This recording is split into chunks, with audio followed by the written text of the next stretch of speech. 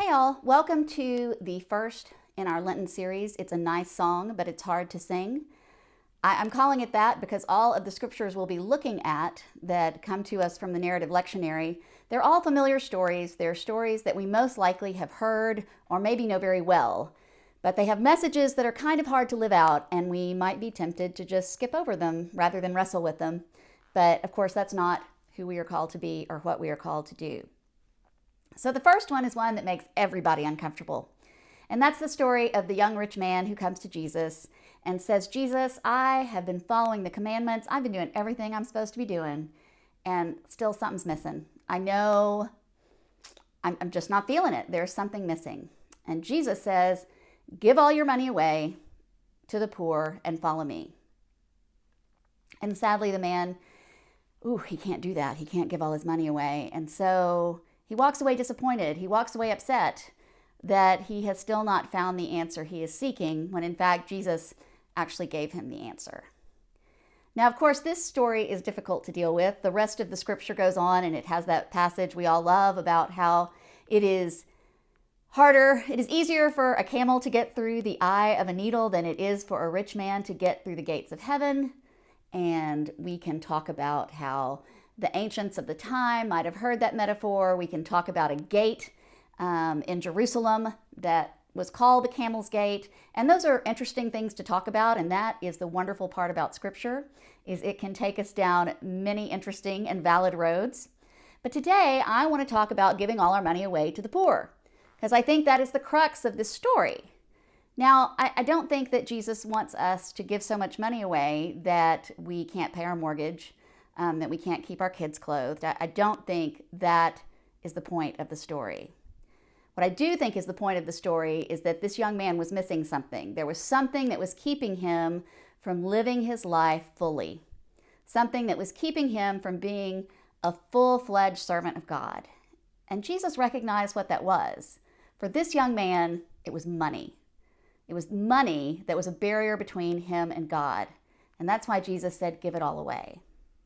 Now, it would be very easy for us to dismiss this and go, that's not my issue. In fact, I'm not very rich at all, so I can just skip this story altogether. But I think we would be missing a point if we did that, and really missing something, because I think it calls on all of us, no matter how rich or how poor, to examine our relationship with money. And the question is, do we trust in money more than we trust in God? And I want to give you 3 things to think about as this week goes on. And be honest. You don't have to be honest with anyone out loud, but be honest with yourself. So 3 things to think about. And one is, how much money do you give away? How much of your money do you give away to your church, to nonprofits, to causes that you believe in? And I ask that, and I ask you to look at that, because our willingness to part with money speaks to our relationship with money. When money is the thing we trust most of all in the world, we are reluctant to part with it. So our ability to give our money away speaks to our relationship with money, and it speaks to our relationship with God. So examine your finances. How much money are you giving away? And not much in dollars amount, but a percentage of your income. How much of your income, no matter how great or how small, do you give away to others? Second thing, and I am guilty of this as much as anybody, do you use money to salve yourself in times of stress, to soothe yourselves in times of stress? When you are stressed, do you find yourself going online and buying things to buy? And even worse, do you find that makes you feel better, at least for a little bit? Do you look for ways to spend money to make yourself feel better when you are worried or stressed or upset? And even more important, do you do that before you turn to God? Is your first thought in, I am stressed, I am worried, I am weary and heavy laden? Is your first thought, if I bought something, I would feel better right now? Or is your first thought, let me take some time and talk to God about this? So that's the second thing to think about. And again, be honest with yourself. And then the third one is even harder, because it's a little bit harder to measure. But consider how much of your life you spend worrying about money. Now, I don't mean budget planning, saving, being a good steward of your money. No, I mean worrying.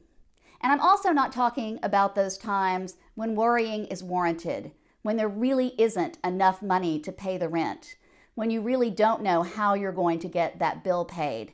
And that can happen to all of us from time to time. But really, on a day-to-day basis, how much of your time and energy does worrying about money and if there's going to be enough take up? So, over the course of this week, pay attention to these things. How much money are you giving away? How often do you use money to soothe yourself? And how much of your life is taken up by worry about money? About money. And let's pay attention to the words that Jesus said to the young rich man. He said it because money was the thing that was keeping this young man from living fully into the life God was calling him to. Let's not let money be a barrier between us and God.